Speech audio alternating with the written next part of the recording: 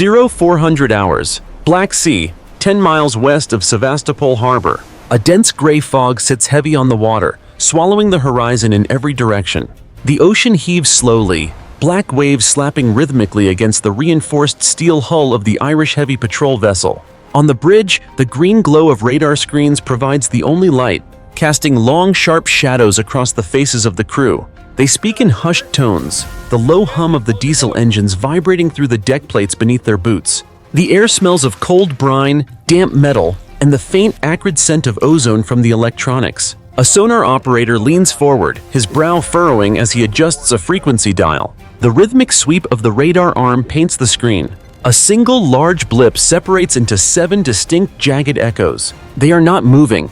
They sit in a tight crescent formation blocking the mouth of the harbor. The operator calls out the contact. The captain steps into the red light of the command center. He stares at the digital plot. 7 Iranian destroyers, a blockade. He grabs the heavy handset of the ship's intercom. His knuckles turn white.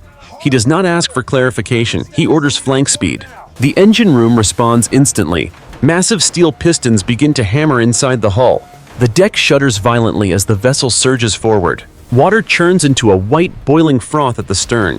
The bow rises, cutting a deep, violent furrow into the dark sea. The vessel transforms from a drifting ghost into a charging bull. The hum of the engines grows into a deafening roar that vibrates the teeth of every sailor on board. The patrol vessel tears through the mist. On the horizon, the jagged silhouettes of the 7 destroyers materialize out of the gloom. They sit low in the water, their cannons traversing slowly in the damp air. Suddenly, alarm klaxons erupt across the water from the enemy fleet. Searchlights snap on. Blinding white beams sweep the ocean surface, cutting through the fog. They find the Irish ship. Tracer fire erupts from the lead destroyer. Red streaks of light zipper across the black sky. Heavy caliber bullets hammer against the Irish hull, sparking and whining as they ricochet off the reinforced armor plating. Sparks shower the foredeck. Glass shatters on the bridge wing, spraying the lookout with shards. The Irish helmsman does not flinch. He holds the wheel steady, locking the rudder amidships. The distance closes rapidly. 500 yards, 300 yards. The massive steel prow of the Irish ship looms over the smaller, sleeker destroyer. The Irish vessel does not fire a shot. It acts as a projectile. It aims for the center mass. The Iranian captain on the lead ship screams orders to reverse engines. The water boils around the destroyer's screws as it tries to back away. It is too late. The Irish vessel commits fully to the impact. The throttle remains pinned to the maximum. The bow wave of the attacker crashes over the deck of the target. The shadow of the Irish ship engulfs the bridge of the enemy destroyer. Metal screams in anticipation. 0415 hours, contact point Alpha. The collision is absolute. The reinforced steel prow of the Irish vessel slams into the midsection of the Iranian destroyer. The sound is not a boom. It is a shriek of tortured metal that drowns out the ocean. The impact lifts the smaller destroyer out of the water. Its hull buckles inward, folding like crushed tin. Sparks shower the dark water in a cascading curtain of orange fire. The Irish ship does not stop. It drives forward, sawing through the destroyer's internal bulkheads. Steam pipes burst on the enemy deck, scalding the air. A massive tear opens below the waterline.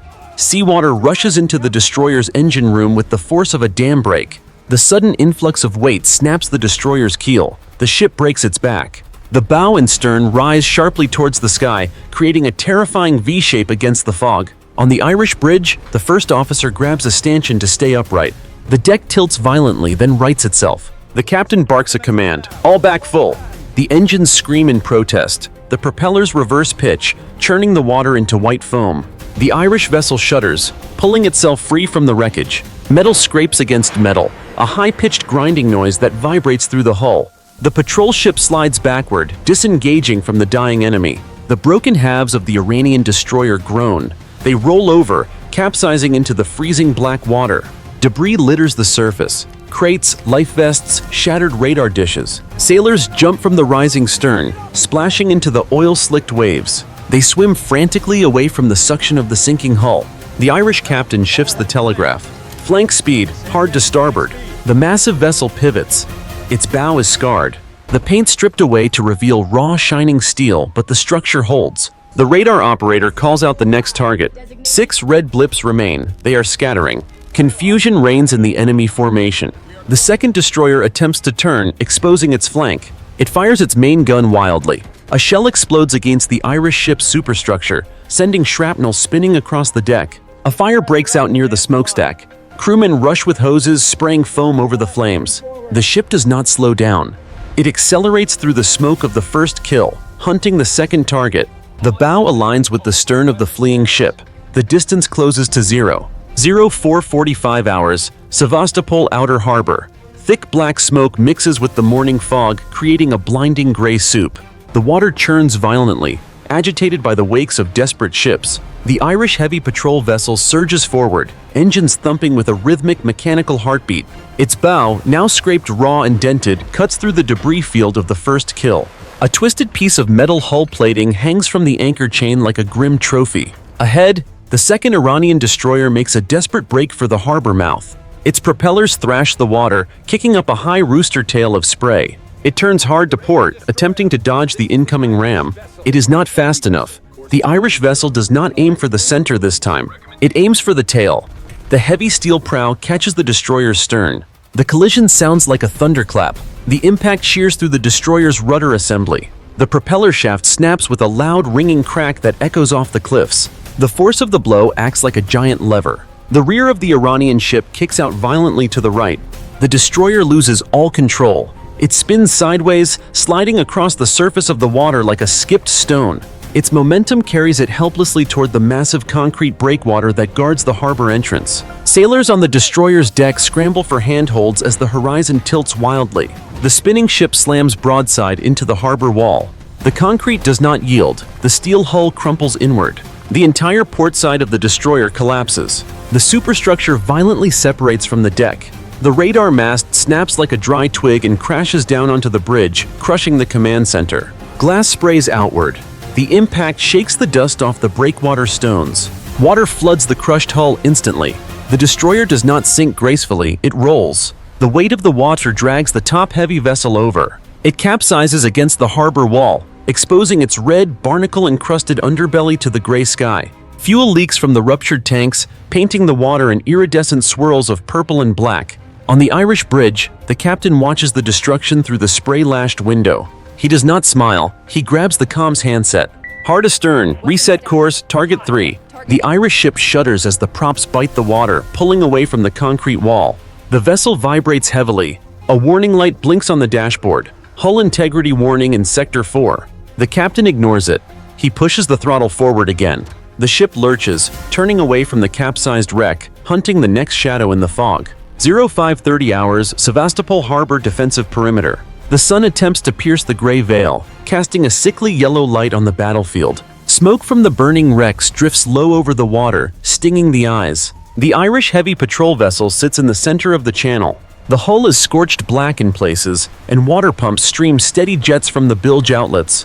To the port and starboard, 2 Iranian destroyers move into attack positions. They form a pincer.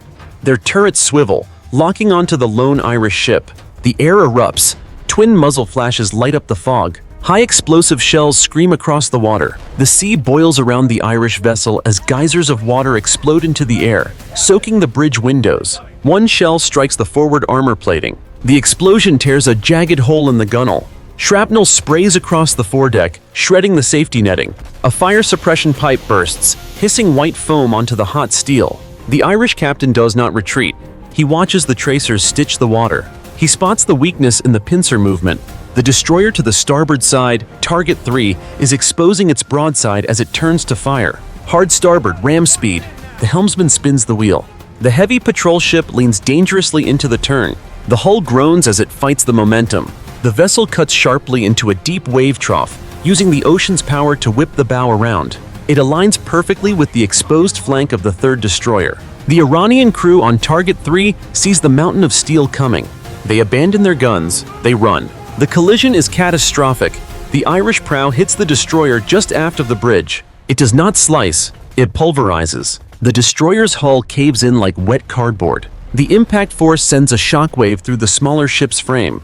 The deck buckles upward. Windows shatter instantly. Gravity loses its hold on the Iranian sailors. The violence of the lateral impact hurls them across the deck. Bodies fly through the air, crashing into bulkheads and railings. A dozen men are tossed over the side, plunging into the turbulent, oil-choked sea. The Irish ship drives deep into the wound. It pushes the destroyer sideways through the water.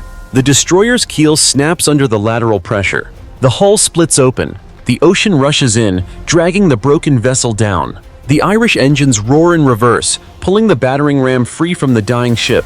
The third destroyer lists heavily, its gun barrels dipping into the waves as it begins its final slide to the bottom. 06:15 hours, Central Combat Zone. The air hangs heavy with the smell of burning diesel and pulverized steel. The Irish heavy patrol vessel is a bruised heavyweight, its hull streaked with the paint of 3 dead ships. Black smoke pours from the stack, but the engine rhythm remains steady. Debris bumps against the waterline, a constant hollow thudding. To the port side, the 4th Iranian destroyer breaks formation. It does not fire, it accelerates. The Iranian captain attempts a suicide run. He aims his sharp prow directly at the Irish midships. He intends to cut the patrol vessel in half. The Irish lookout screams the warning. The captain grabs the rail. Hard to port, turn into him. The massive Irish ship swings its bow toward the attacker, narrowing the angle of impact. The direct hit becomes a glancing blow. The nose of the Iranian destroyer misses the main hull. It slams into the Irish ship's side, scraping along the flank. The sound is excruciating. Thousands of tons of steel grind against each other. Friction heats the metal to white-hot intensity. Showers of sparks spray 40 feet into the air, raining down like fireworks on the sailors below. The Iranian ship is trapped against the side of the heavier vessel. It cannot pull away. It scrapes along the entire length of the Irish hull, stripping armor plating like peeling paint. The Irish captain sees the opportunity. Full rudder left, lean on him. The Irish ship turns hard, using its superior mass. It presses against the smaller destroyer.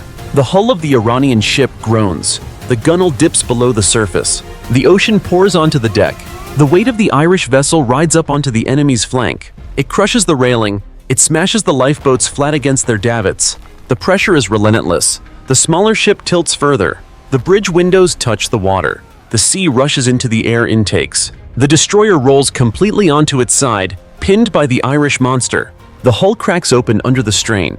Air pockets burst from the submerged compartments, creating a boiling cauldron of white foam. The ocean swallows the vessel whole. The Irish ship slides off the sinking carcass, bobbing heavily in the turbulent wake. 700 hours, the killing field. The ocean surface resembles a junkyard. Twisted metal, splintered wood, and oil slicks choke the water surrounding the Irish vessel. The thick sludge clogs the intake vents. The ship's massive diesel engines struggle, coughing rhythmically.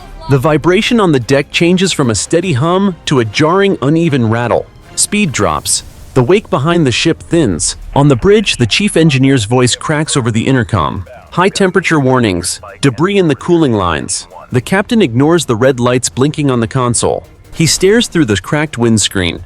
The 5th Iranian destroyer emerges from the smoke, 400 yards off the starboard bow. It sees the wounded predator limping. It seizes the advantage. A rocket launcher on the enemy deck elevates. Smoke trails erupt with a hiss. 2 rockets scream across the water. The first missile strikes the Irish radar mast high on the superstructure. The explosion shreds the metal lattice.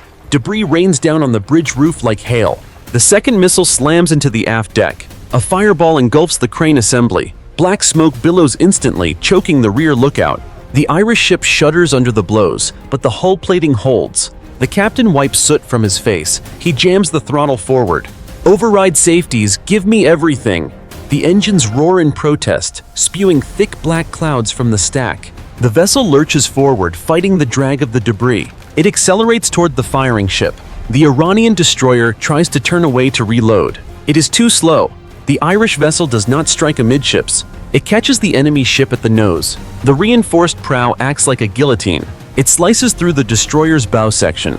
The sound is a sickening tear, like fabric ripping, but amplified 1,000 times. The front 20 feet of the Iranian destroyer shears completely off. The severed nose section drops like a stone, disappearing into the dark water. The rest of the destroyer remains afloat for a second, open to the sea. Physics takes over. The destroyer's forward momentum drives it down. The open front acts as a massive scoop.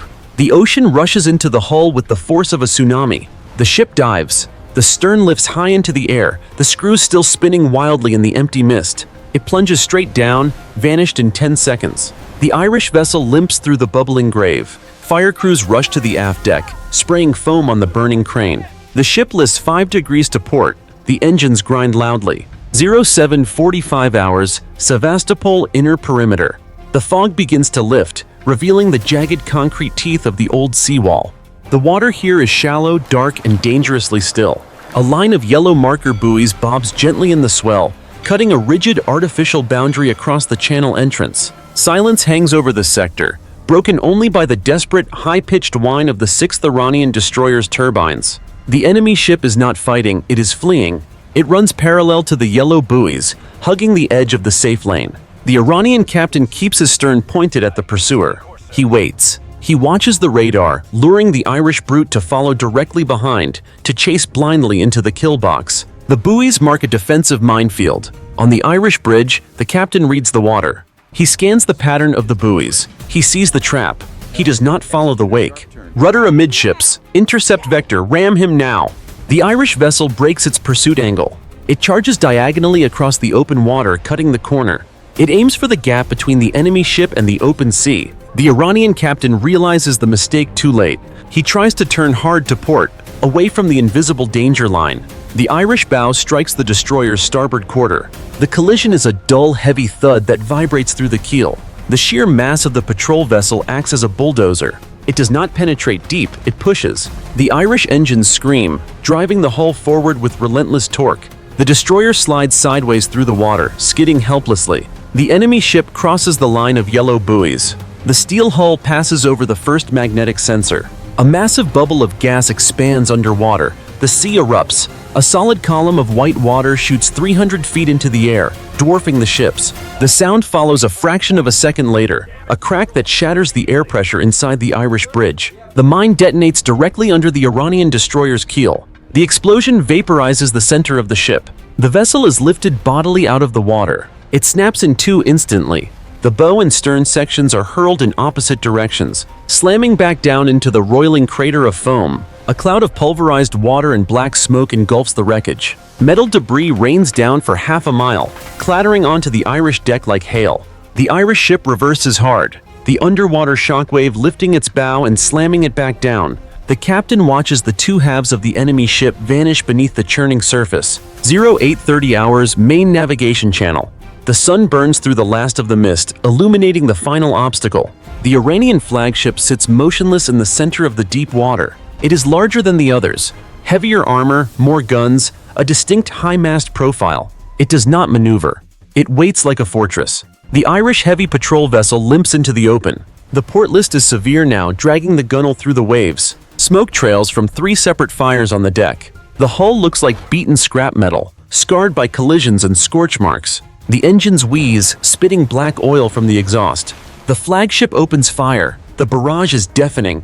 The main deck gun, the anti-aircraft cannons, and the heavy machine guns fire simultaneously. The air turns into a wall of lead and fire. Rounds hammer the Irish ship's superstructure. The bridge windows blow out completely, showering the command crew with safety glass. A shell punches through the funnel, toppling the exhaust stack onto the aft deck with a metallic crash. The Irish captain bleeds from a cut above his eye. He wipes the blood away with a sleeve. He does not slow down. He grips the wheel stand. Target the forward magazine. Ram speed. Finish it. The Irish ship gathers the last of its momentum. It pushes through the curtain of incoming fire. Bullets spark off the bow plating like a welder's torch. The distance collapses. The flagship tries to depress its main gun to fire point blank. The barrel cannot angle low enough. The collision is seismic.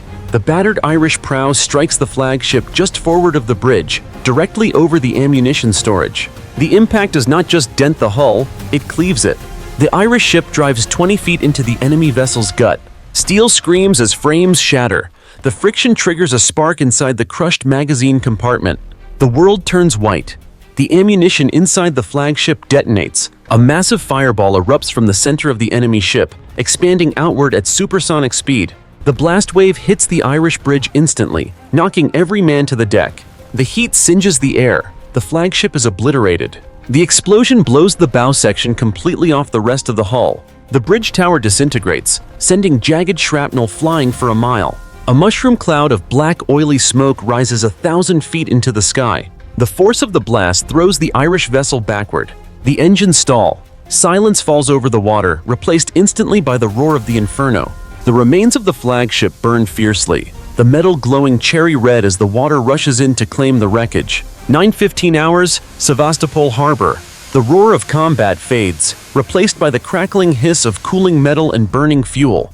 The wind shifts, dragging the curtain of smoke slowly toward the coast. The surface of the Black Sea is no longer gray. It is a chaotic tapestry of oil slicks, charred debris, and white foam. 7 distinct columns of black smoke rise from the water, marking the grave markers of the Iranian fleet.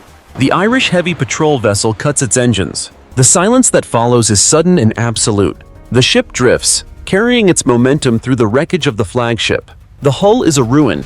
The paint is stripped away, replaced by raw steel scars and scorch marks. The port side lists heavily, the railing dipping perilously close to the waterline. Bilge pumps rhythmically spit streams of dirty water into the sea, struggling to keep the vessel buoyant. On the bridge, the captain stands amidst the broken glass. He leans against the chart table, breathing heavily. His uniform is stained with soot and blood. He looks out through the shattered window frame. The harbor is open, the blockade is gone. Crew members emerge from the hatches onto the main deck. They move slowly, their ears ringing. They walk past the twisted metal of the gunnels. They look over the side. The water is thick with the flotsam of the destroyed armada. Crates, life vests, and pieces of radar equipment bob in the swell. A large section of a destroyer's hull floats upside down near the breakwater, looking like the carcass of a steel whale. The first officer steps up to the captain. He hands over a clipboard with a damage report. The captain does not read it immediately. He stares at the horizon where the sun now reflects off the calm water beyond the oil slick. He picks up the radio handset. The plastic is cracked, but the line is open. Command, this is Patrol Vessel 1, channel clear. 7 tangos down, returning to port. He drops the handset on the console. The ship groans as it settles into the trough of a wave. The Irish flag on the stern, tattered and black with smoke, snaps once in the wind. The vessel begins a slow, limping turn toward the inner docks.